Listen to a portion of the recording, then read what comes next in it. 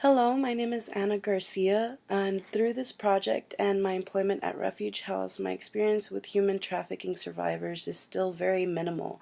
Being employed in Tallahassee for about 6 months now, I have worked with around 5 to 10, a good handful of domestic human trafficking survivors coming from many parts of the United States. We're talking about like Georgia, Tennessee, Chicago, you name it.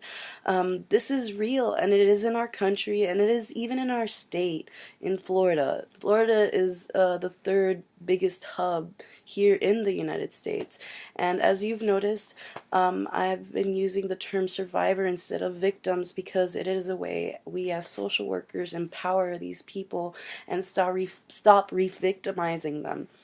Empowerment based is that common program that is used with this clientele specifically. These women, men, children have been forced into labor, sex, rape, manipulation, beaten, and any thought of freedom or their own choices have been taken away. Empowerment based programs are not meant to tell them what they need to or should do.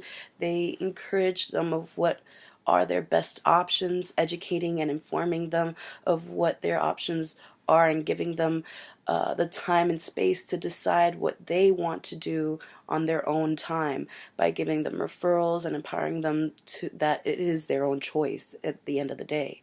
Most survivors want to just return back home with their families, but we have to be very careful that their abusers, whether it be their pimps, ringleaders, or just the husbands that bought them, are searching for them.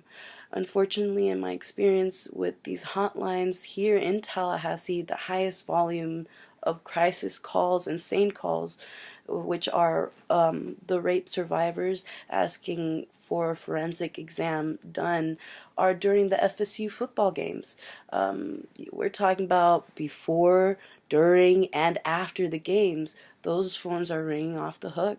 And now these SANE calls are relevant because most of these SANE survivors can and have been victims of sexual human trafficking in the United States domestically, even internationally.